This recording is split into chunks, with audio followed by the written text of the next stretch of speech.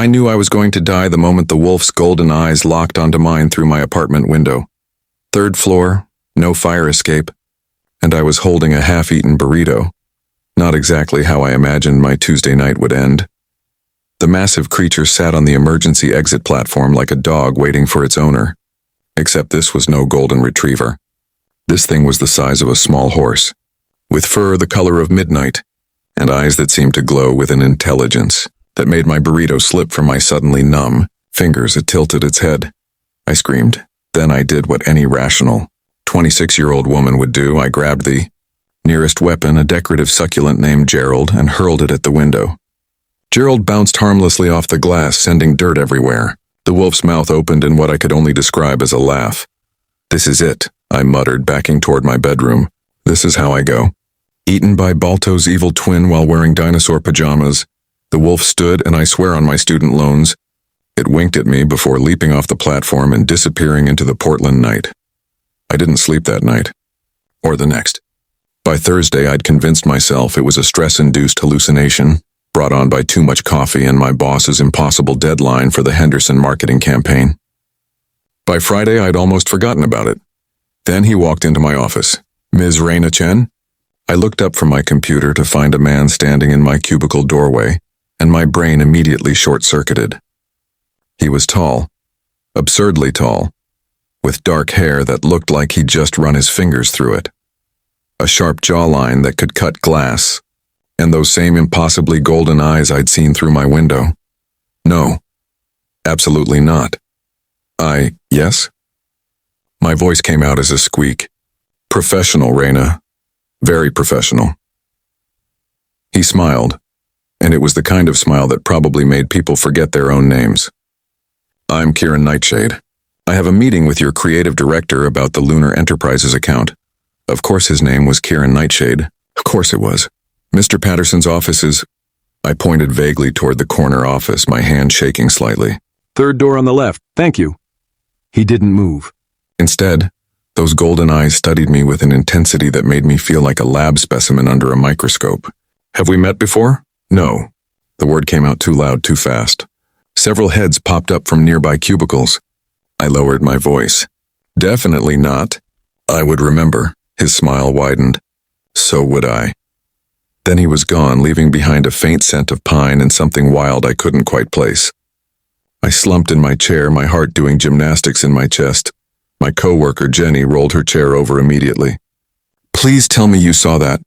The walking cologne advertisement. The walking sex god. Did you see his hands? I bet he could." "Jenny." She grinned wickedly. "I'm just saying, if Lunar Enterprises needs a dedicated account manager, I volunteer as tribute." I tried to focus on my work, but my eyes kept drifting to Patterson's office. Through the glass walls, I could see Kieran gesturing as he spoke, commanding the room with an effortless authority that made everyone lean in. He looked like he belonged on a movie screen, not in our modest marketing firm in downtown Portland, and those eyes kept finding mine. The meeting ran long. By 6 p.m., most of the office had cleared out, but I was still trapped at my desk, frantically revising the Henderson pitch. My computer screen blurred as I typed, fueled by my 4th coffee and sheer stubbornness. "Working late?" I jumped, nearly knocking over my coffee.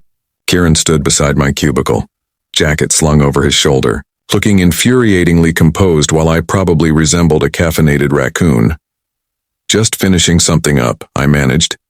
"The Henderson campaign?" I blinked. "How did you—" "I saw the files on your desk." He moved closer, and I caught that pine scent again. "May I?" Before I could respond, he was leaning over my shoulder, reading my screen. His proximity made my skin prickle with awareness. "Your approach is all wrong. Excuse me. Henderson Industries markets industrial equipment to blue-collar workers, but you're pitching them like a tech startup. You need to speak their language. Emphasize durability, reliability, legacy." His finger traced the screen, pointing out lines. "This section about innovative disruption? Delete it. They don't want disruption. They want equipment that won't break down on a job site." I stared at him, then at my screen, then back at him. He was right. Completely, frustratingly right. "Who are you?" I asked suspiciously. "Corporate spy?" He laughed, a rich sound that seemed to resonate in my chest. "Just someone who knows a thing or two about different perspectives. He straightened. You should go home, Reyna, it's late. How do you know my... But he'd already said my name earlier. Right, walk you to your car? Every self-preservation instinct I had screamed stranger danger, but my mouth said, sure. We rode the elevator in silence. Well, I was silent. My internal monologue was screaming. In the parking garage, Kieran walked me to my beat-up Honda Civic with the same casual confidence he'd shown in the office. Thank you, I said, unlocking the door, for the advice. And the escort. My pleasure. He paused, something flickering across his face. Hesitation, maybe? Reyna, I should tell you something. My phone rang. I glanced at the screen. Mom.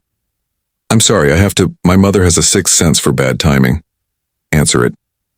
But Reyna. He waited until I met his eyes. Lock your doors tonight. All of them. Then he was walking away, disappearing into the shadows of the parking garage like he'd been absorbed by them. I answered my phone with shaking hands. Hi, Mom. But I couldn't shake the feeling that Kieran Nightshade knew exactly what had been sitting on my fire escape last Tuesday night. The next week was a study in surreal. Lunar Enterprises hired our firm, and somehow I was assigned as the junior account manager. Which meant I saw Kieran. A lot. He was professional, charming, always impeccably dressed. And he watched me like I was a puzzle he couldn't quite solve. You're staring again, Jenny whispered during one meeting. I'm not staring. I'm observing. The way a starving person observes a steak. I kicked her under the table. But Jenny wasn't entirely wrong. There was something magnetic about Kieran, something that drew people to him. In meetings, clients hung on his every word. Our creative director, Patterson, a man who once made an intern cry over a font choice, practically fawned over him. And Kieran? He seemed amused by all of it. Coffee? He asked one afternoon, appearing at my desk. I looked up from my laptop. I'm working. You're always working. Come on, there's a cafe 2 blocks away. My treat. I should have said no. Should have maintained professional boundaries.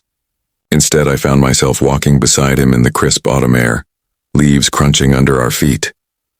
So, I said, hugging my jacket tighter. Lunar Enterprises. What exactly do you do? We're in resource management. Properties, primarily. Lots of land holdings in the Pacific Northwest. Sounds vague. He smiled. It's complicated. Try me. I have a business degree and crippling student debt. I understand complicated.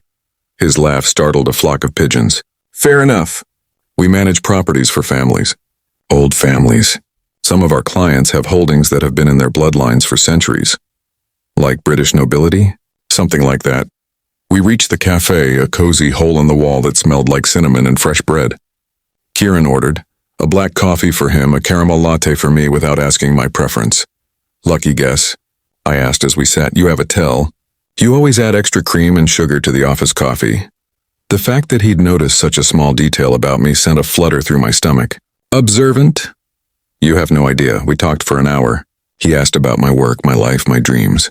Most men I'd dated, all 3 of them, had treated conversation like a tennis match, waiting for their turn to talk about themselves. Kieran listened like every word mattered. What about you? I asked finally. What does Kieran Nightshade do when he's not managing mysterious properties? Something shadowed his expression. I have responsibilities, family obligations.